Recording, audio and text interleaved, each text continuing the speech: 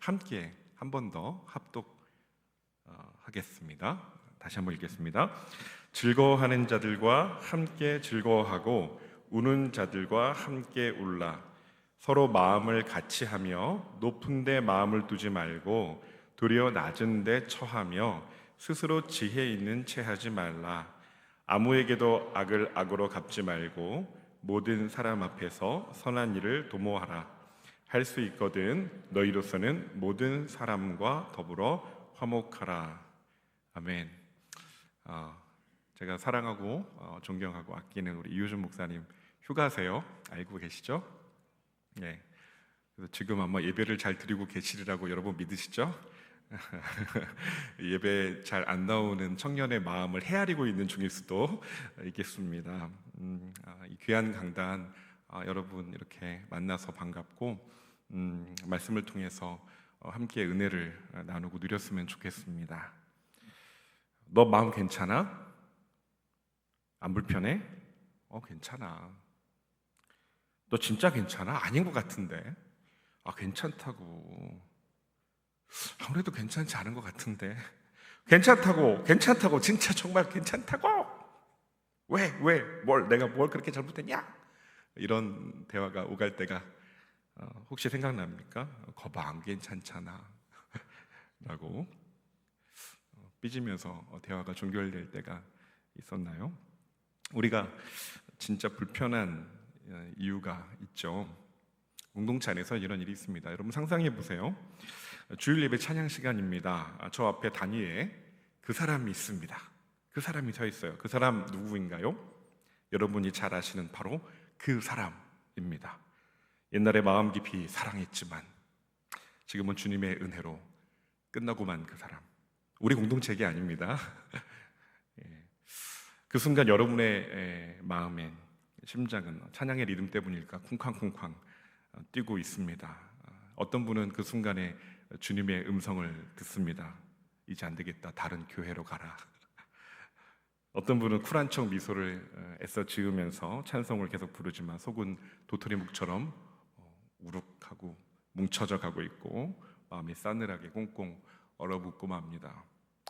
어떤 분은 재빠르게 다른 사람에게로 환승을 합니다. 옮겨 탑니다. 그리고서는 보라 내가 새해를 행하리니 곧 나타낼 것이라는 말씀을 창의적으로 적용합니다. 환승연애가 반복되면 공동체 안에서 쓰레기가 되죠. 그리고 낙인 찍혀버려서 더 이상 함께 있기가 어렵게 됩니다. 조금 편치 않은 표정 관리가 안 되시는 분이 혹시 계실지 모르겠습니다. 옆에 쳐다보지 마세요. 너야 너라고 지적하지 마세요. 어린 시절 또 젊었던 이 날들, 지난 일들이 혹시 생각이 나십니까? 괜찮지 않은 일들, 주님의 위로를 구하면서 오늘 본문 18절은 이렇게 말씀합니다. 같이 한번 읽어볼까요? 할 수 있거든 너희로서는 모든 사람과 더불어 화목하라. 세 번역으로 읽어보겠습니다. 여러분이 할 수 있는 대로 모든 사람과 더불어 평화롭게 지내십시오. 메시지 성경으로도 읽어볼까요? 가능한 한 모든 사람과 조화를 이루며 살아가십시오. 그들이 어떤 사람이든 간에. 여기서 제가 포착한 중요한 말은 할 수 있거든입니다. 같이 되뇌어 볼까요? 할 수 있거든, 그리고 할 수 있는 대로, 그리고 가능한 한. 완벽히 감정이 정리가 될 때까지 기다리라는 말이 아닙니다. 내가 할 수 있는 만큼, 할 수 있는 한, 가능한 한 한번 해보라는 거죠. 근데 말처럼 쉽지가 않습니다. 왜 그렇게 쉽지 않을까요? 내 마음대로 안 되는 그 상황들, 그렇게 느껴질 때가 있습니다. 뭔가 부대끼고 불편해요. 함께라는 말 좋은데 포기해지지 않을 때가 있습니다. 마음을 같이 하라고 하는데 자기가 뭔데 왜 저러나, 왜 자꾸 나한테 저러나 라는 그런 사람들이 있습니다. 마음에서 밀쳐내게 됩니다. 선한 일을 도모하자고 하는데, 같이 봉사하자고, 선교 가자고, 근데 당최 공감이 안 가고 무덤덤하고 그냥 싫어요. 자꾸 모이자는데 예배는 괜찮아요. 찬양은 괜찮아요. 기도하는 것까지 괜찮아요. 근데 모여서 뭔가 이야기를 나누고 함께 마주하고 뭔가 같이 하는 게 좀 불편하고 싫어지고 짜증이 납니다. 내가 굳이 왜 여기 있어야 하나? 그냥 예배만 나오면 안 되나? 이런 마음이 들기도 합니다. 댓글 달기 싫고 톡방 계속 있어야 되나 고민되는 경우도 있습니다. 오해받기 싫어서 그냥 하트 표시 누르거나 덤 표시하거나 체크 표시하고 말죠. 왜곡된 투사 때문이기도 한 것 같습니다. 이게 생각이 났어요. 프로젝션이라고 하죠. 내 안의 불안과 상처와 욕망을 타인에게 덧씌우는 심리적인 방어 기제 중에 하나죠. 이 중에 왜곡된 투사, distorted projection, 과거의 상처가 현재 관계를 왜곡시켜서 근거 없는 불안, 불신을 만들어냅니다. 영적으로 보면 속는 거죠. 속는 거예요. 심리학자 해리 스택 설리번이라는 분이 있는데 이것을 병렬적 왜곡이라고 표현했어요. 과거의 경험이 현재 부정적인 상황에 덧씌워져서 그 과거의 특정 사람과 경험했던 그 부정적 경험이 그 형성된 왜곡된 인식이 현재의 대인관계에 악영향을 미치는 거죠. 투사돼서 나타나는 거예요. 겹쳐져 보이는 거예요. 전혀 동일 인물이 아닌데 관련이 전혀 없는 사람인데도 그게 겹쳐 보이는 거죠. 어릴 적 아빠한테 자주 질책을 받았어요. 자꾸 따지고 이렇게 잡아대는 그런 아빠 밑에서 훈육을 받은 사람이 타인에게 유사한 비판적인 태도를 대할 때 이 상황에서 내가 응당 반응해 마땅한 정도를 훨씬 넘어서서 초과해서 적대감을 표현하는 일이 있기도 합니다. 지금 일어난 일은 그때 상황과 전혀 다른 정황인데도, 다른 맥락인데도 상대방의 표정에서 실제로 존재하지 않는 분노를 감지하고 마는 것이죠. 적대감을 읽어내게 되는 것이죠. 그래서 이러한 왜곡은 과거의 상처나 불신이나 고립감과 상관이 있다고 합니다. 공동체 안에서 괜찮지 않은 이런 대인관계, 사람과의 관계, 갈등, 오해 이런 것들이 생겨날 수 있는 게 이 왜곡된 투사인 거죠. 그러면 상대방만 괜찮지 않게 느껴지는 게 아니라 내가 괜찮지 않은 사람처럼 또 느껴져요. 이게 자존감을 타격해 옵니다.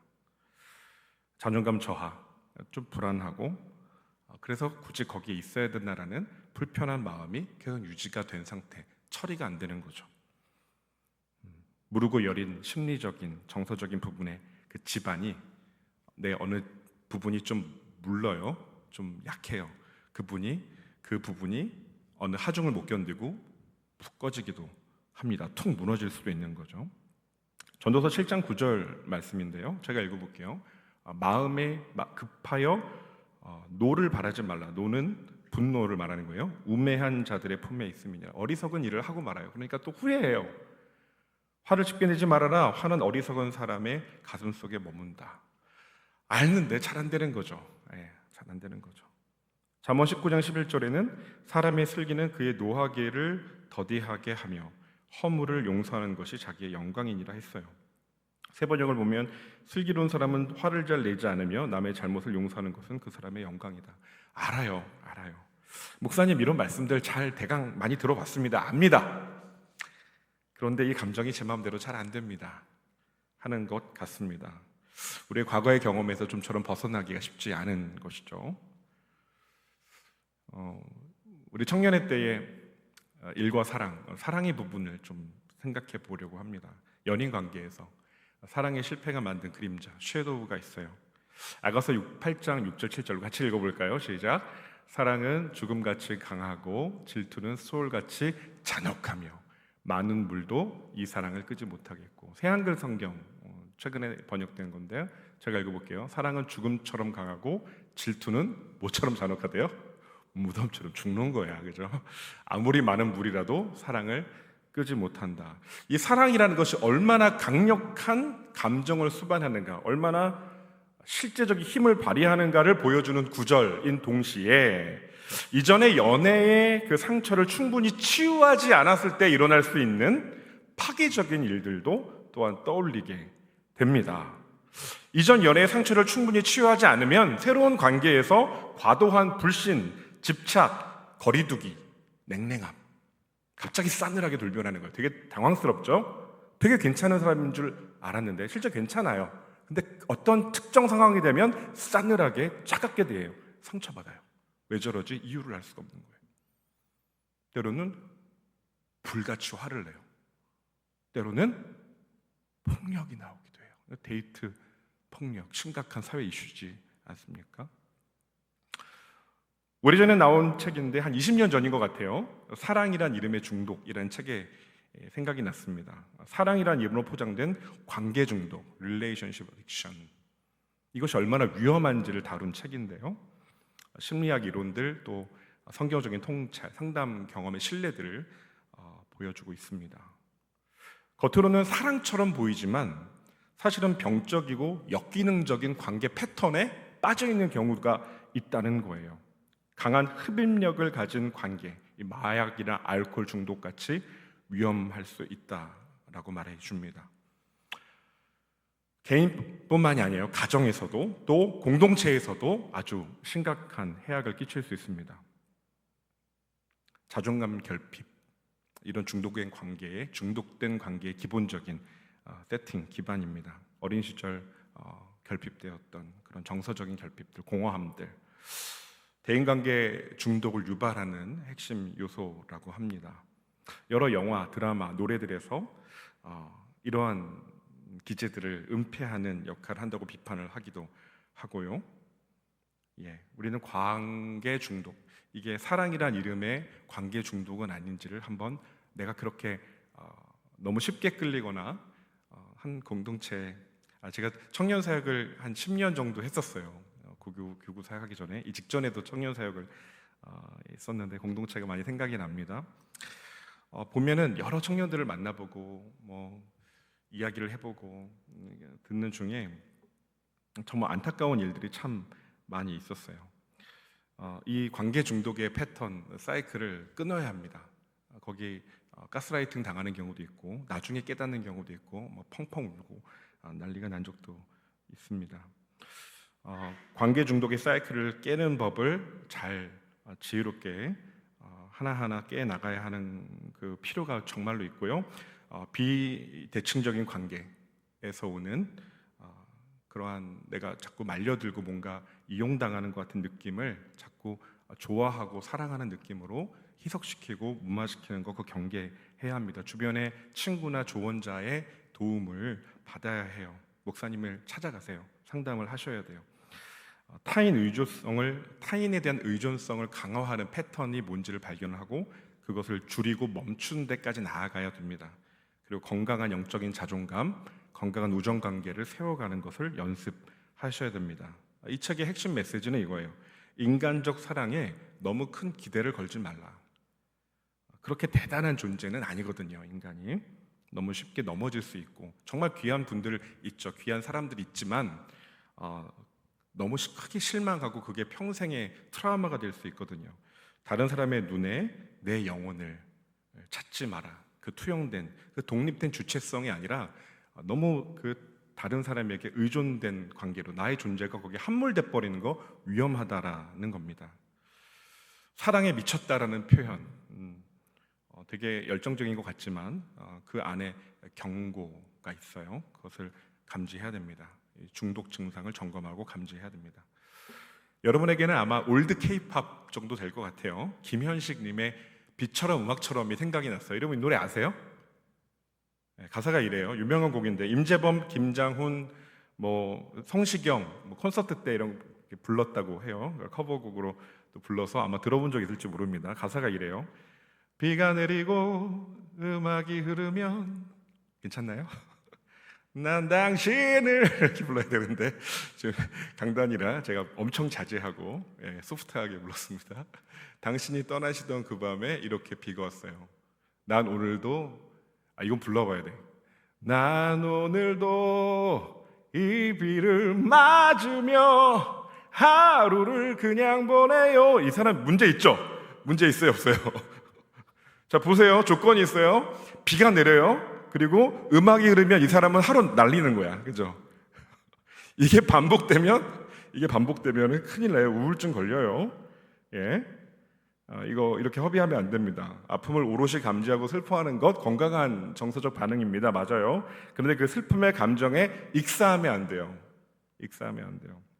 오 아름다운 음악 같은 우리의 사랑의 이야기들은 흐르는 비처럼 너무 아프기 때문이죠. 그렇게 아픈 비가 왔어요 하고 끝나요. 노래가 엄청 유명한 노래입니다. 엄청 인기를 끌었던. 이게 반복이 되면 안 됩니다. 반복되고 강조된 강영국이 생각이 나죠. 강영국이 아니라 반복되고 강조되는 이런 행동 패턴은 이런 감정 함몰 증상, 관계 중독, 가스라이팅에 빠질 위험도 있습니다. 우울증, 불안장애 와요. 큰일 납니다. 이 노래가 나온 게 1986년, 무려 86년 9월이었더라고요. 저 초등학생 때, 아니 국민학생 때 2학년 때였습니다. 이 노래를 만든 성식님이 작사 작곡을 했는데 실제 만들 때 상황이 이랬대요. 군대에서 애인에게 이별 통보를 받았대요. 어떻게 할 수가 없는 거야. 이분이 음악적인 재능이 있으니까 아주 드라마틱한 이유였대요. 유학 간다고 통보해 왔대요. 어떻게 할 수가 없고 정리가 안 돼서 이 느낌과 감정을 오선지에 피아노 곡으로 그려서 악보랑 함께 그 여자친구한테 전달을 했대요. 낭만적이죠. 일종의 승화라고 할 수가 있어요. 그러니까 오늘 39년 전에 일종의 낭만과도 같은 이 곡을 오늘의 주제의식에 비추어서 제가 나름의 해석을 해본 것이니 오해는 없기를 바랍니다. 요새 생각보다 너무 많은 20대, 30대 청년들 속에 겉으로는 너무 준수해요. 너무 정말 멋지고 아름다운 청년들이 만나서 얘기하다 보면 한 2번, 3번 만나면 목사님 저 사실 약 먹고 있어요. 이렇게 얘기를 해요. 우울증 약 먹고 있는 거예요. 많이 생각보다 많습니다. 대략 제가 만났던 청년들 한 공동체 안에서 한 열에 한둘 정도는 약을 먹었던 경험이 있거나 현재 먹고 있거나 라는 이야기를 들으면서 진짜? 나 처음엔 좀 놀랐는데 티 안 내려고 애쓰다가 나중에는 놀라지도 않았어요. 그럴 수 있지. 뭐 크게 뭐 아주 지금 두문불출 알고 공황장애, 불안장애 이게 이중으로 오면 진짜 죽을 것 같다고 그러거든요. 전 상상이 안 가요. 갑자기 숨이 안 쉬어지거나 여러 가지 공포증이랑 같이 오거나 하면 정말 죽을 것 같대요. 너무너무 힘든 상황에 있는 청년들도 있습니다. 한번 살펴볼 일입니다. 중독처럼 반복되는 관계 패턴, 관계 중독, 이 정신적 결핍을 영적으로 다루어야 합니다. 공동체가 다루어 줘야 한다고 저는 생각이 들어요. 학술적으로도 신앙적으로도 고민해야 될 문제고 우리 공동체가 함께 기도하며 지혜를 구하고 분별해야 할 부분이라고 생각이 됩니다. 자, 그런데 또 반대로 이런 현상도 있어요. 뭐요? 연애 기피 현상. 너무 자주 환승연애 하면서 계속 뭔가 타인에게 관계 중독으로 가는 성향도 문제인데 한 5년 전 통계청 자료를 보면은 2030 세대 전체 인구 중에 모쏠 비율이 21% 정도, 5에 하나 정도인 거예요. 연령대 나눠보면 20대가 더 많아요. 33%, 30대는 9% 정도. 좀 나이가 가면서 이제 어떻게든 뭐 만나기도 하고 소개도 받고 하는 거죠.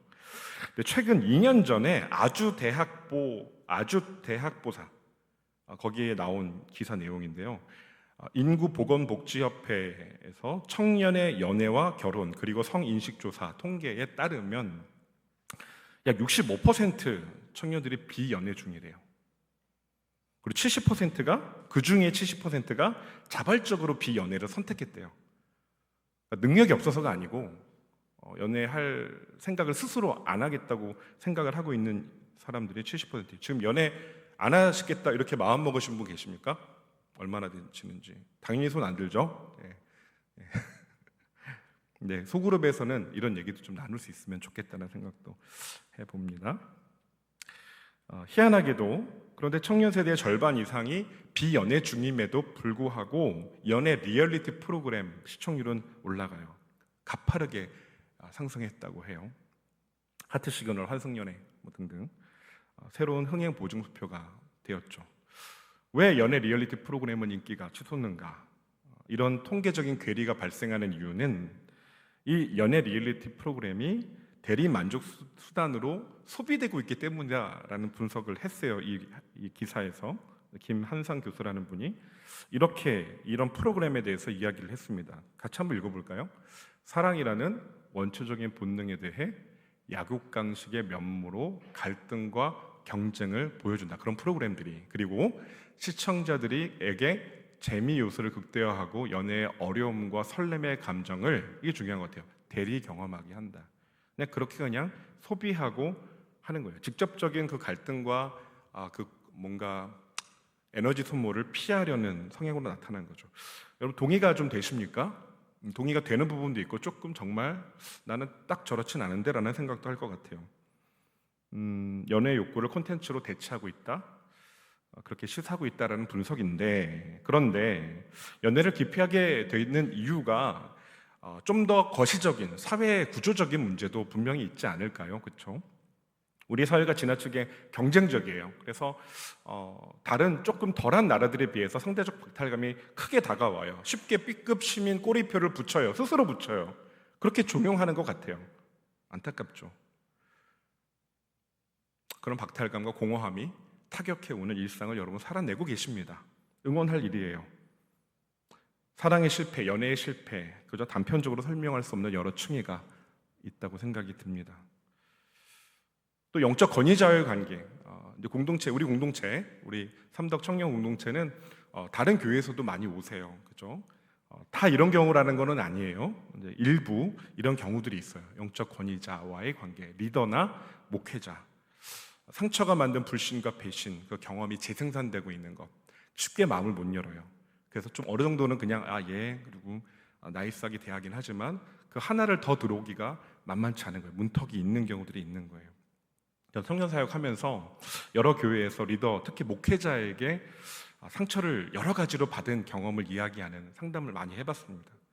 근데 그 리더, 그 간사님에게만 한 얘기를 그 리더가 다른 리더나 다른 누구 그 세몬 소그룹원에게 이야기를 해서 어떻게 돌아서 들어오게 되는 그 현장에 어떻게 하필이면 알게 돼서 마음에 큰 상처를 입고 힘들었다는, 자신에 대한 안 좋은 소문의 출처를 거슬러 올라가 보니 너무 가까웠던, 내가 믿었던 그 형이나 오빠나 언니가 그 근원처였다는 것을 알게 되고 충격에 사로잡혀서 한동안 힘들었다는, 더 심각한 가스라이팅부터 차마 다 나누지 못할 정말 끔찍한 일들도 여러 케이스를 듣게 되었습니다. 그런 경험하고 나면 새롭게 만난 공동체, 용기 내서 옮겨왔는데 그 공동체의 리더나 목회자에 대해서 아까 얘기했던 왜곡된 투사가 일어날 수 있고, 과거 그 사람의 모습이 겹쳐 보여서 투영되어 해석되는 좀처럼 씻어내기 어려운 아픈 상처를 만들어내기도 합니다. 배신의 경험이 반복되어서 관계 회피 성향이 만들어질 수도 있어요. 고착될 수 있어요. 어디서도 나를 깊이 이해해주고 받아들여줄 곳이 없다라는, 내가 컨디션이 안 좋을 때 나라까지 떨어지면 나는 뭔가 받아줄 사람이 없을 것 같아. 그냥 피상적 관계로 계속 공허하고 목마른 상태가 유지되고 있는 거죠. 그런데 또 한 명의 청년이 생각이 났어요. 말씀을 준비하면서 이전에 담당했던 청년 공동체에서 한 세 가족이었는데 꽤 잘 알려진 꽤 큰 청년 공동체에서 리더들 한 4-5명으로 기억해요.를 케어하는 리더장이라고 할까요? 리더장 역할을 했던, 케어했던 리더십 중에 한 분이었어요. 한 지체였는데 이런저런 일을 경험하고 참고 인내하면서 그래도 잘 버티고 사역하면서 동역하면서 그 공동체를 세워왔는데, 결정적으로 자기가 속해 있는 중그룹의 한 목회자분의 말과 행동이 연루된, 자세히 설명 안 할게요. 이제 정말 한계에 다다랐다라고 생각이 들어서 정말 오래 고민하고 기도하다가 안 되겠다 결론이 나서 옮기기로 결정하고, 아직 그 공동체 말 못하고 안 나오기도 하고 이러면서 한 1년 넘게를 방황을 했대요. 배회를 했는데 마음을 못 붙이겠더래요. 너무 힘든 시간을 보내고 제가 맡고 있었던 공동체에 발을 들여놓고 몇 주 지나서 상담을 요청해 왔어요. 면담을, 신방을 요청했습니다. 그 청년이 말하기를 자기 목회자를 신뢰하기까지 긴 시간이 걸릴 거라고 생각이 들더래요. 그런데 이렇게 막연히 세월을 보내면 안 되겠다라는 생각도 들더랍니다. 그래서 용기를 내어서 신방을 요청하고 기도 제목을 나누고 같이 이야기를 하면서 참 좋은 시간을 가졌던 기억도 났습니다. 지금까지 살펴본 이런 주제들을 생각할 때 저는 이런 제안을 우리 삼덕 청년 공동체에 드리고 싶습니다. 우리 공동체가 같이 길어 올려야 할, 풀어가야 할 지혜를 구하는 그런 새로운 기도 제목을 우리 자신의 언어, 나의 고백, 스스로 공감할 수 있는 언어로 직조해 갔으면 좋겠습니다. 그렇게 새롭게 길어 올린 기도의 언어들, 그렇게 직조해낸 기도의 언어들, 새롭게 비추어서 발견한 기도의 제목이 누군가를 붙들어 줄 수 있어요. 이것을 찾는 그 누군가를 치유하고 살릴 겁니다. 여러분 나직히 아멘 해보시죠. 누군가를 치유하고 살릴 겁니다. 아멘. 고맙습니다. 믿음으로 반응해 주셔서. 우리 리더 그룹에서 먼저 또 소그룹 지체들과 나누고 또 토의할 수 있었으면 좋겠어요. 우리가 정작 오픈하고 얘기를 꺼내야 할 것들이 어떤 상처 경연대회가 아니잖아요. 그것 무리하게 나누는 것 아닐 수 있다 생각됩니다. 그 전에 공유할 수 있는 이런 얘기들, 어떤 기도 제목으로 우리가 함께 기도하며 우리 공동체가 지어져 가는 연습을 할 수 있을까? 이것이 오늘 우리가 읽은 이 본문 말씀에 권면하는 할 수 있거든, 할 수 있는 대로 가능한 한에 순종하는 시작이 될 겁니다. 성 아우구스티누스 교부 중에 아주 탁월한 교부시죠. 이런 말을 했죠. 인간의 마음에는 하나님만이 채울 수 있는 빈 공간이 있다. 들어보셨죠? 많이 회자되는 말이기도 합니다.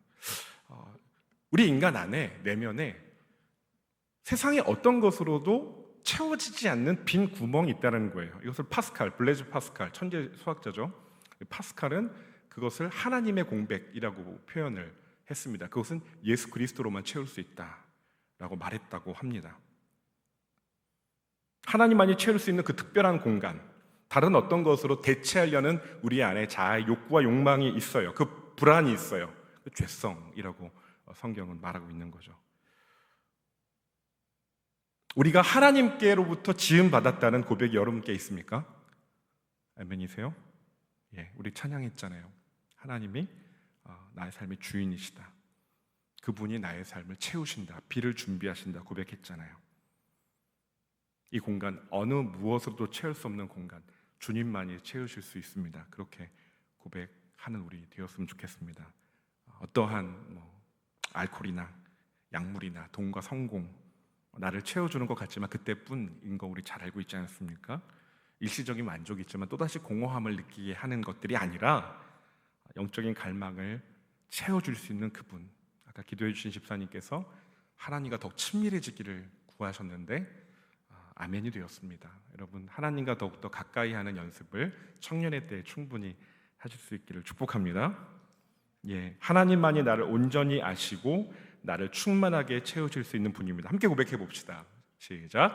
하나님만이 나를 온전히 아시고 나를 충만하게 채우실 수 있는 분입니다. 이것이 우리의 믿음의 명제가 되었으면 좋겠어요. 이렇게 고백할 때 우리는 오늘 우리가 읽은 말씀을 따를 수 있는 용기가 생길 것 같습니다. 로마서 12장 15절 같이 읽어볼까요? 기뻐하는 사람과 함께 기뻐하고 우는 사람과 함께 울어주십시오. 말씀 준비하면서 한 동화가 생각이 났어요. The Rabbit Listened. 가만히 들어주었어 라는 제목으로 번역된 영어 동화예요. 영어로 보여드릴 거예요. 영상으로 만들어진 영어 동화인데 천천히 읽어도 5분이면 다행인 짧은 분량입니다. 어렵지 않은 영어라서 여러분 대강 다 알 수 있을 거고, 영어에 난 젬병이에요 목사님 해도 그림 동화라 보면은 이해가 되실 겁니다. 우리 함께 감상해 보시죠. The Rabbit Listened by Corey Doorfeld.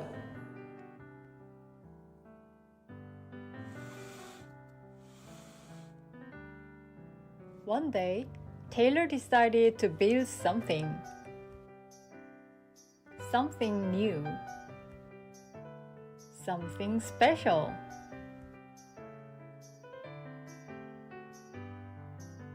Something amazing. Taylor was so proud. But then, out of nowhere, things came crashing down.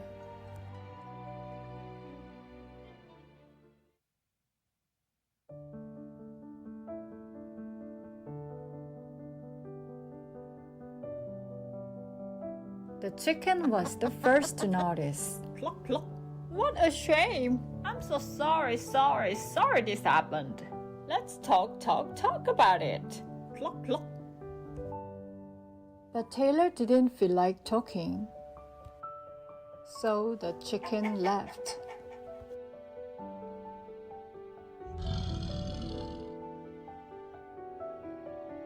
Next came the bear.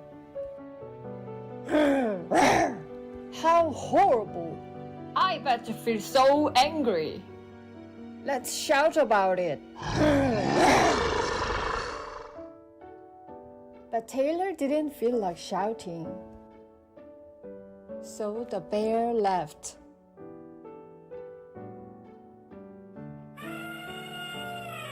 The elephant knew just what to do. Trumpeter, I can fix this. We just need to remember exactly the way things were. But Taylor didn't feel like remembering. So the elephant also left. One by one they came. The hyena, Let's laugh about it. the ostrich, Gulp. Let's hide and pretend nothing happened. the kangaroo. Tusk, tusk, what a mess. Let's throw it all away. And the snake. Let's go and knock down someone else's. But Taylor didn't feel like doing anything with anybody. So eventually they all left. Until Taylor was alone. In the quiet, Taylor didn't even notice the rabbit. But it moved closer and closer.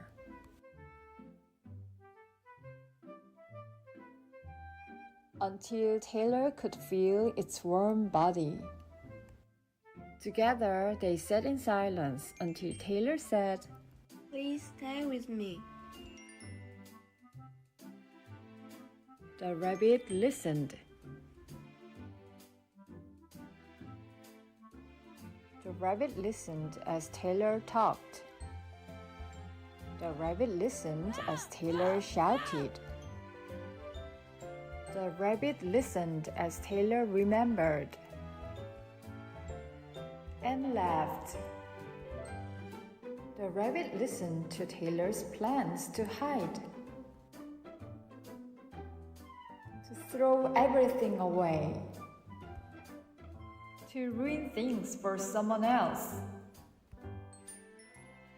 Through it all, the rabbit never left. And when the time was right, the rabbit listened to Taylor's plan to build again. I can't wait. Taylor said, It's going to be amazing.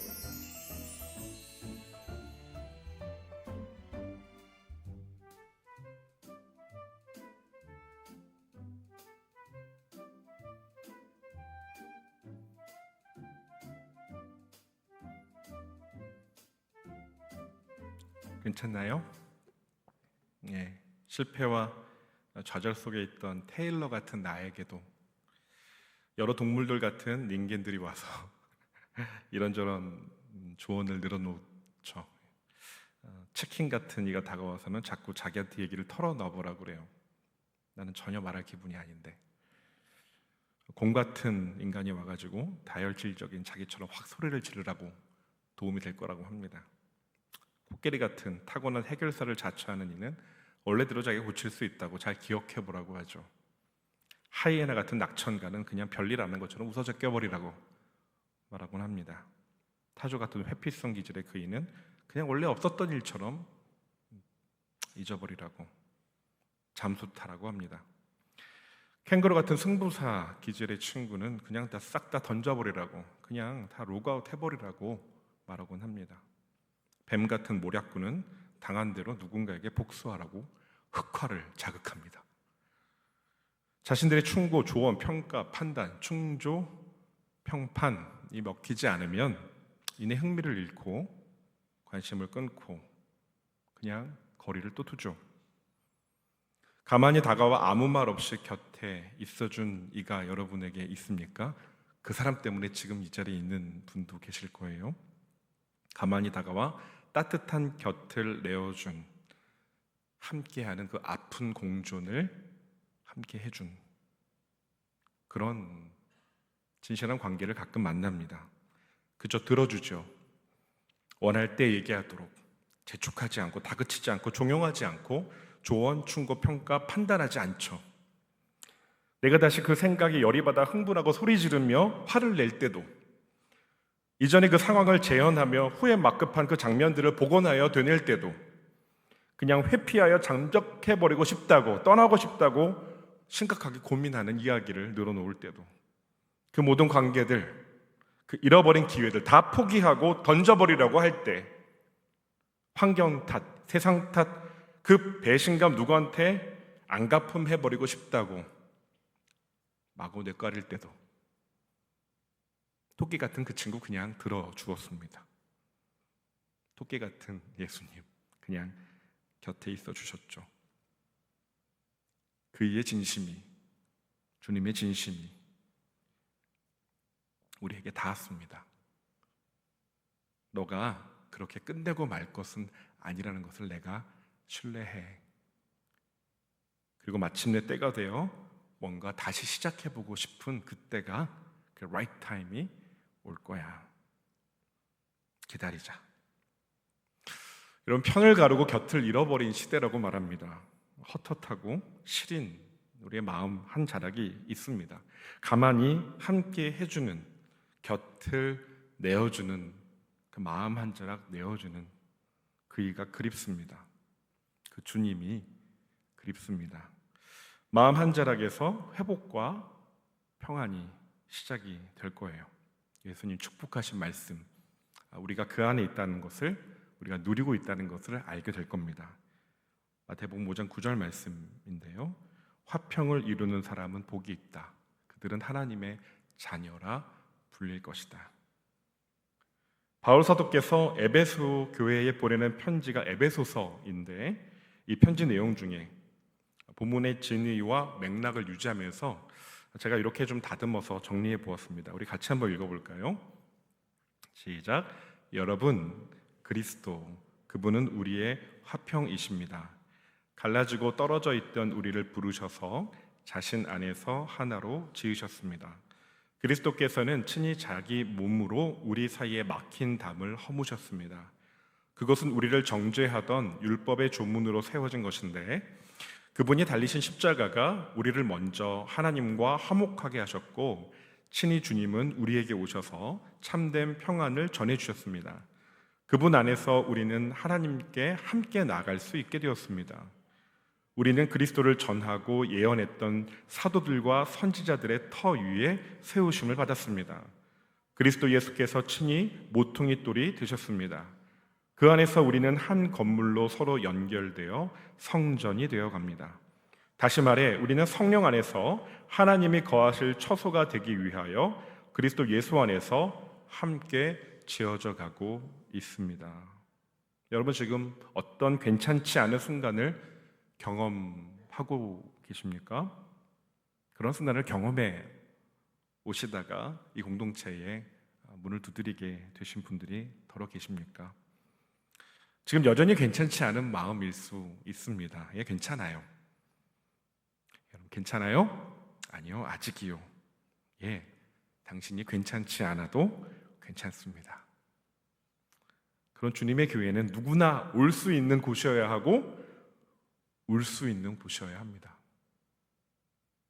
주님 우리를 사랑하신 그 사랑 안에서 우리는 괜찮지 않아도 괜찮은, 썩 괜찮은 공동체로 지어져 가고 있음을 믿습니다. 함께 기도하겠습니다.